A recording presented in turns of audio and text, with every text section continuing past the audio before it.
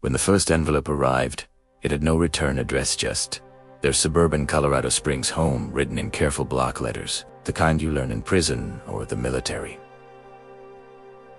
She stood at the kitchen counter, the late afternoon sun spilling across the laminate surface, her fingers hovering as if the paper might burn her. This story brought to you by Deep Dive. Secrets begins with a silence that lasted too long. Inside that envelope was a single photograph. Naomi at 23, hair dyed black, standing outside a rundown Phoenix bail bonds office. Written on the back were 5 words that made her knees give out. "You thought this was buried." Naomi folded the photo and slid it into the pocket of her jeans before her daughter, Elena Calder, could come downstairs. Her partner, Marcus Halle, was still at work, managing a regional logistics team that prided itself on transparency and clean records, everything Naomi once wasn't. For 12 years, she had built a new life on routine. School drop-offs, nonprofit bookkeeping, family dinners. She had told herself that reinvention was permanent if you were disciplined enough. But secret, Dantes Tiburia, they wait. Over the next week, more signs appeared, anonymous voicemails that cut off before words formed. A stranger asking questions at Lila's middle school about family history. Naomi's heart raced in ways it hadn't since she'd walked away from a life that included forged titles, laundered cash, and a name she no longer used. She had become Naomi Calder through legal channels, therapy, and relentless. So her former nom, Elena Ríos, had been sealed with a witness protection relocation after she testified against a financial crime ring that preyed on undocumented workers. She believed the danger had ended. Naomi faced a choice she'd postponed for years: confess to Marcus and risk losing the family she loved, or try to outrun a past that had finally learned her address. Naomi chose silence, not because she believed it was right, but because she believed it was temporary. She told herself she would handle it. Quietly call an old contact, confirm whether the threat was real, then come clean once she had control. Control had always been her currency. She met with Darius Vance, a retired fraud investigator she'd known during the fallout years earlier, at a diner off I-25. Darius listened without judgment, but his conclusion was blunt. Someone from the old ring had resurfaced. Likely Owen Pike, a fixer who'd vanished before the indictments. Owen knew leverage. He used families. He pressed gently at first, then with growing concern, especially after their bank flagged and attempted access to Naomi's credit history under her former social security number. Naomi deflected, citing a clerical error. The lie tasted familiar and dangerous. The sedan appeared again, closer this time. No date. No place.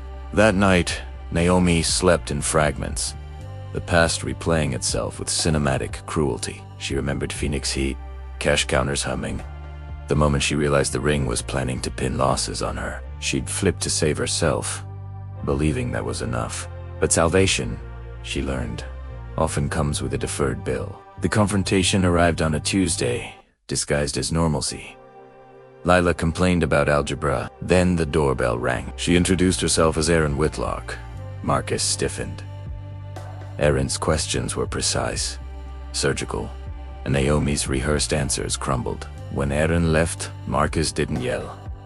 That was worse. He waited until Lila was asleep and asked a single question.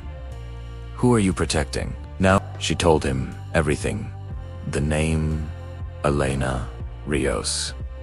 The crimes, the testimony, the relocation. Marcus listened, hurt radiating off him in waves. His anger wasn't moralistic, it was practical. Before Naomi could respond, her phone buzzed with a location pin. Owen Pike had chosen the place, a shuttered self-storage complex outside town, because she believed minimizing exposure mattered more than partnership. Owen was exactly as Darius described: polite, efficient, smiling like a banker. He laid out the terms. Access to a dormant account Naomi had once managed, or he would leak her past to Marcus's employer and Lila's school board. Naomi refused, citing the account's seizure years ago. Then I escalate. Naomi left shaking, realizing the threat wasn't exposure alone, it was pressure, timed and targeted. She finally did the right thing and looped in Darius and local authorities. but jurisdictional delays and thin evidence slowed everything. Marcus was suspended pending review. Lila was followed home by a man asking about her real mom. Naomi confessed to Lila in age-appropriate truths, owning her fear and her mistakes. Lila's response was devastatingly adult. "You should have trusted us." The break came when Aaron Whitlock called Naomi back not as an adversary, but as an ally. Aaron had traced the anonymous hire to a shell company Owen used. With Darius's help, they set a trap. Naomi would appear to comply. The exchange went down in a monitored parking garage. Owen took the bait, accessing seized funds through a proxy, triggering alerts. He fled, but not before leaving a final message on Naomi's voicemail. Families are fragile. He was arrested 2 days later, crossing into New Mexico with falsified documents. The relief was immediate and incomplete. Marcus returned to work, chastened but employed. He and Naomi entered counseling, dissecting the difference between secrecy and safety. Naomi learned that redemption isn't a clean ledger. It's ongoing disclosure, humility, and shared risk. Lila regained her laughter slowly, testing the ground before trusting it. Aaron Whitlock sent a final note, wishing them well. Darius retired again, this time with a sense of closure.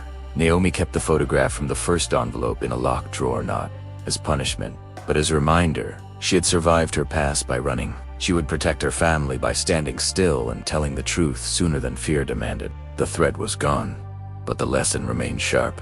Secrets corrode relationships not because they're shameful. Stories like Naomi's live at the intersection of love and concealment, where intentions don't erase consequences. You've been watching Deep Dive Secrets, where family and relationship truths surface not to sensationalize, but to examine what happens when people gamble with silence. If this story made you question what you'd hide, why subscribe, share, and stay with us for more narratives that challenge the comforting myth that the past stays put. In families, the most dangerous secret isn't the one that shocks, it's the one that isolates. Until next time, keep looking deeper.